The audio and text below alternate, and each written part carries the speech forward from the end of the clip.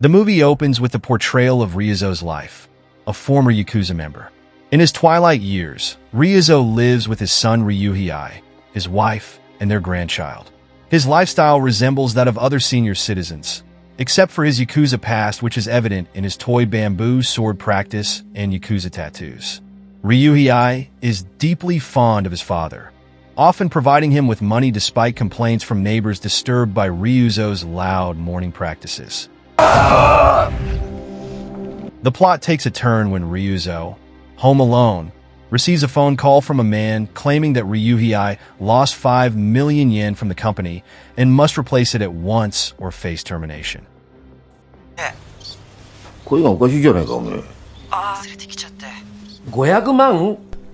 Confused and short on cash, Ryuzo arranges a meeting to hand over the money. Grabbing his possessions, he rushes out to meet the man at the park. Upon arrival, the man, dressed in a suit and glasses, introduces himself as a messenger from Ryuhei's company.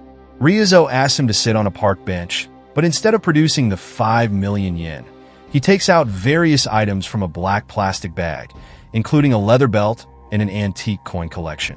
The man appears stunned by Ryuzo's actions when another elderly man, Masa, approaches and greets Ryuzo. Masa is Ryuzo's younger Yakuza brother. Ryuzo explains the situation to Masa, who quickly deduces the man is a fraudster and intends to attack him. Ryuzo, misunderstanding the situation, feels guilty for accusing Ryuhei's co-worker and plans to apologize by cutting off his own finger. The man, terrified by their actions, runs away.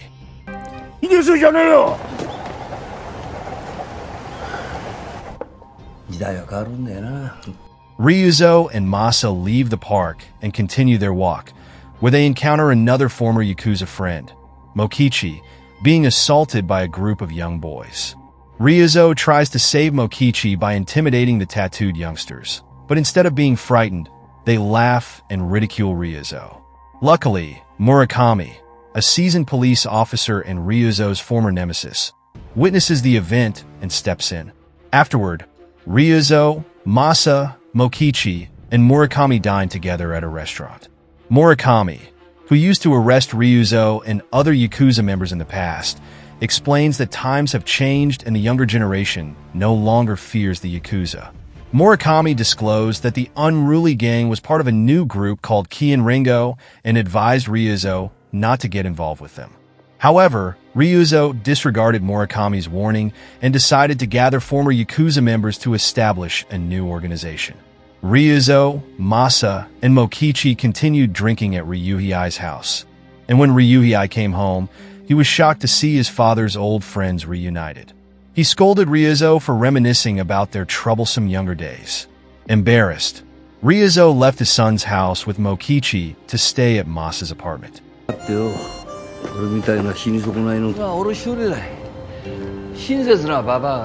The next day, the ex-Yakuza members Ryuzo had invited arrived. Takanori, known for killing enemies with a razor, and Hideo, famous for his accurate nail throwing, joined them. Hideo walked with a limp due to old age and heart disease. Another elderly man, Ichizo, a Yakuza swordsman, approached with a stick that concealed a sword.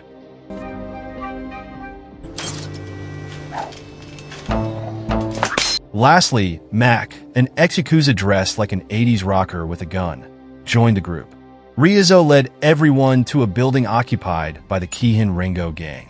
Upon arrival, they encountered 3 gang members who chased them away. Undeterred, Ryuzo showed his Yakuza tattoos, and Mac fired his gun, causing the gang members to flee in a car. That evening, they celebrated their successful expulsion of Kien Ringo members from the building and decided to reform the Yakuza group to regain their fearsome reputation. So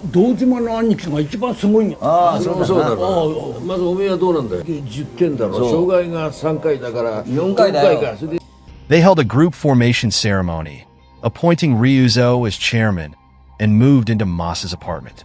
The next day, a salesman unexpectedly arrived at the apartment offering various products. Initially polite, he gifted Masa a free water filter, but eventually pressured him to purchase a floor mattress. However, upon realizing the Yakuza presence at Masa's house, the salesman gave the mattress for free out of fear.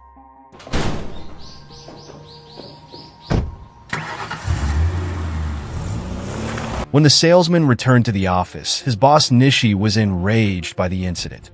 Nishi was revealed to be the Kihin Rengo gang leader and the boss of the earlier phone scammer who had falsely claimed to be from Ryuzo's company. While patrolling the area, the Ryuzo Yakuza group spots a man exiting a luxury car. As they collect debts, they notice a man disguised as an elderly individual in a wheelchair, seeking pity. Ryuzo confronts Tokunaga, who has trespassed on their territory. Terrified, Tokunaga pleads for release, offering to teach the Ryuzo Yakuza group debt collection techniques. They reach an agreement, and Tokunaga drives them to an apartment complex. To garner sympathy before collecting a debt, Tokunaga disguises Masa as a homeless man. Ryuzo, Mokichi, and Masa visit a woman who owes them money. However, she begs for mercy, explaining her husband has cancer, and she has no means to pay. Their tactics backfire, and Ryuzo empathizes with the woman, granting her a 1-month grace period and even giving her money. Angered by Tokunaga's ruthlessness, Ryuzo intends to beat him and demands to know his boss.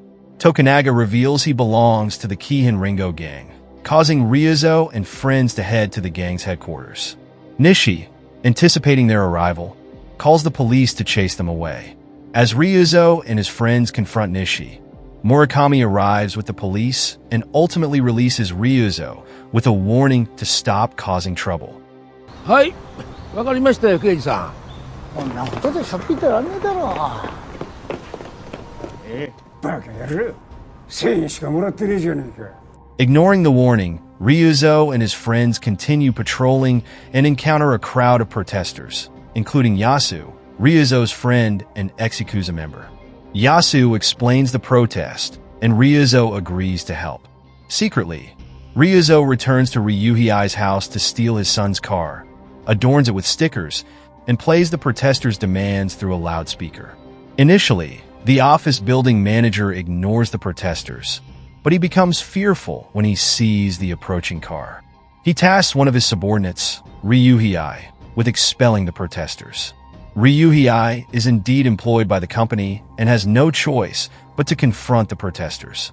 Ryuzo is shocked to see his son working there, and his surprise intensifies when Tokunaga and several Kihin Rengo members arrive. The company manager had not simply instructed Ryuhei to remove the protesters. Additionally, they employ gangsters to disperse protests. Ryuzo witnesses this and hurries to the company building to drive Tokunaga away, not wanting his son to be involved with gangsters.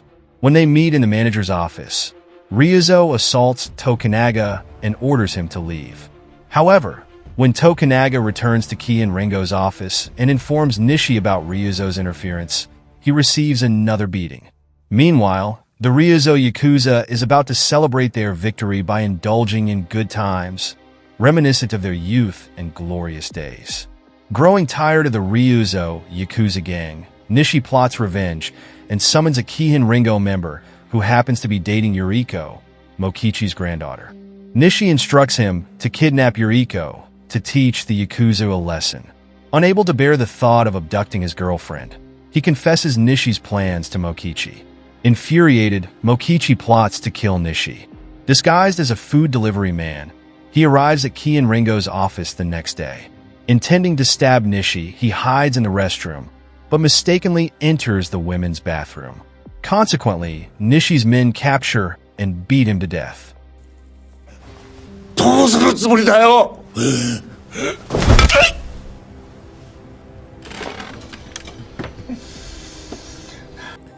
Devastated by Mokichi's demise, the Yakuza gang vows revenge. Their plan for vengeance is twofold. Takanori and Yasu plan to hijack a plane and crash it into Kihin Rengo's building, while Ryuzo and his friends storm Kihin Rengo's office with Mokichi's corpse to intimidate their adversaries. Initially, the plan proceeds smoothly.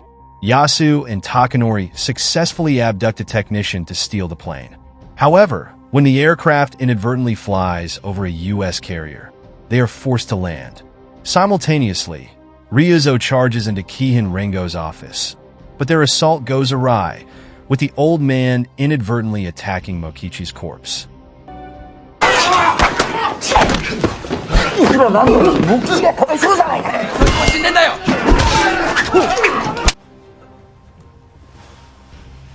Regardless, their actions are sufficient to scare Kihin Rengo's gang, allowing Nishi to escape. The Ryuzo Yakuza gang pursues Nishi by hijacking a bus, still carrying Mokichi's bloody body. A chase ensues until Nishi reaches a fork in the road.